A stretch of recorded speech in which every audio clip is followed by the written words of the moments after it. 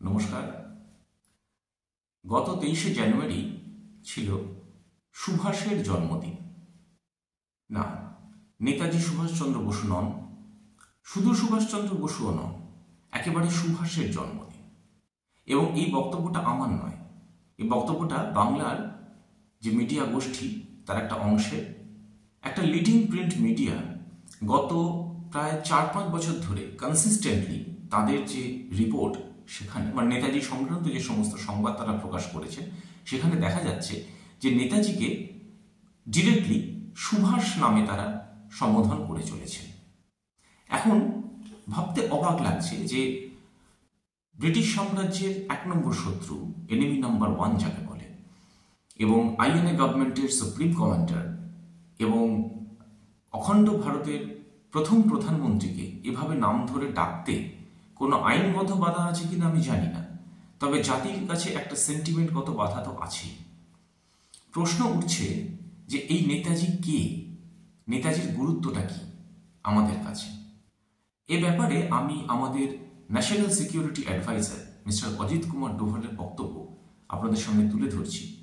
দেখুন নেতাজি সম্পর্কে তিনি কি অভিমত প্রকাশ করেন, তারপরে আমরা আলোচনা চালিয়ে নিয়ে যাব। India would not have been partitioned if Subhash Bose. কি মারাত্মক সত্যি কথাটা মিস্টার ডোভাল বললেন, আপনারা সকলেই বুঝতে পারলেন যে নেতাজি যদি থাকতেন তাহলে কিন্তু আজকে আমাদের এই ভারত ভাগ হতো না, আমরা পেতাম অখণ্ড স্বাধীন ভারতবর্ষ এবং পুরো উপমহাদেশই আমাদের হতো। কিন্তু প্রশ্ন হচ্ছে কেন? Jinnah said, I can accept only one leader, that is Subhash Bose. তাহলে বুঝুন, খোদ মোহাম্মদ আলী জিন্নাহ পর্যন্ত একটি লিডারকে অ্যাকসেপ্ট করার জন্য রাজি ছিলেন, তিনি হচ্ছেন নেতাজি। তো ব্যাপারটা যদি সেদিকে এগোতো তাহলে কি হতো সেটা অন্য প্রসঙ্গ। কিন্তু আমার বক্তব্য বা যে নিয়ে আজকের এই পর্বটার আলোচনা, সেটা হচ্ছে তাহলে এখানে একটি মানুষকে একটা মিনিমাম সম্মান পর্যন্ত দেয়া যায় না। আমি জানি না এর আসল উদ্দেশ্যটা কি, কারণ এই মিডিয়ার বক্তব্য হচ্ছে যে তাদের সংস্পর্শে না থাকলে নাকি গোটা জাতিটা পিছিয়েই পড়বে। তারা খুব সচেতনভাবে এটাকে প্রচার করেন, এরকম একটা মানসিকতা এদের আছে। এবং এদের রিপোর্টগুলোকে আমি যদি আপনাদের সামনে তুলে ধরি, আপনি দেখবেন কনসিস্টেন্টলি গত প্রায় 4-5 বছর ধরে এরা কিন্তু একই কাজ করে চলেছে। আমি জানি না যে এরা 2রা অক্টোবর এটা বলে কিনা যে আজকে মোহনের জন্মদিন, বা শিশু দিবসে এটা বলে কিনা যে আজকে জহরের জন্মদিন। আর বলবই বা কেন, তারা প্রত্যেকেই যথেষ্ট বরেণ্য, যথেষ্ট সম্মানীয় ব্যক্তি। তাহলে নেতাজির ক্ষেত্রে এই অবমাননাটা কেন? এটাই হচ্ছে আমার বক্তব্য। এবং নেতাজি কি করেছিলেন সেটা কেন গোটা জাতি তার কাছে ঋণী পাবেন, শুনুন।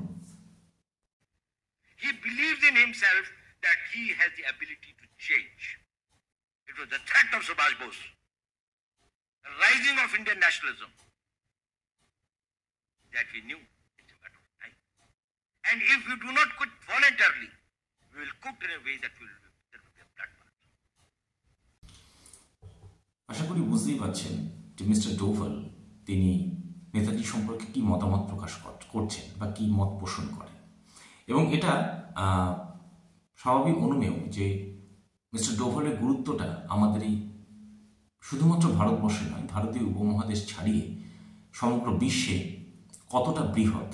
ইনফ্যাক্ট এরকম বলা হয় যে মিস্টার ডোভাল হচ্ছেন the James bond of India, এবং তাকে ভয় পায় না এরকম দেশ পৃথিবীতে খুব কমই আছে। তার বুদ্ধিমত্তা, তার ট্যালেন্টকে ভয় পায় না। ইনফ্যাক্ট আমরা নিজেদেরকে সিকিউর ফিল করি অজিত ডোভালের ওপর, আমাদের এই ন্যাশনাল সিকিউরিটি অ্যাডভাইজারের ওপর নির্ভর করি। তো এইখানে মানুষটা নেতাজি সম্পর্কে এই বক্তব্য রাখছেন। তাহলে অপোজিটে ঠিক উল্টো দিকে এইরকম একটা অবমাননা কেন? এর কি কোনো পার্টিকুলার উদ্দেশ্য আছে? কারণ বিনা কারণে কিছু হতে পারে না। আমি জানি না এর উদ্দেশ্য কি, এর পিছনে কোনো বলতে গেলে অনেক কিছু আইনগত বাধা চলে আসতে পারে। তাই এই বিচারটা আমি আপনাদের উপরই ছাড়লাম। কিন্তু আজকের এই পর্বটা আমি করেছি অন্তত গত 4-5 বছরের রেকর্ডকে ফলো করার পরে। আপনাদের সামনে সবকটা রিপোর্টই আমি তুলে ধরেছি। হয়তো এবছরও আমার কালেক্ট করা হয়নি, হয়তো এবছর রিপোর্টটাও সেরকমই কিছু একটা বেরিয়েছে, জানি না আমি কী হবে। তো যাই হোক, এর বিচার আপনাদের উপরই ছাড়লাম। সবাই ভালো থাকবেন, পরের পর্বে আবার দেখা হবে। জয় হিন্দ, জয় তো নেতাজি।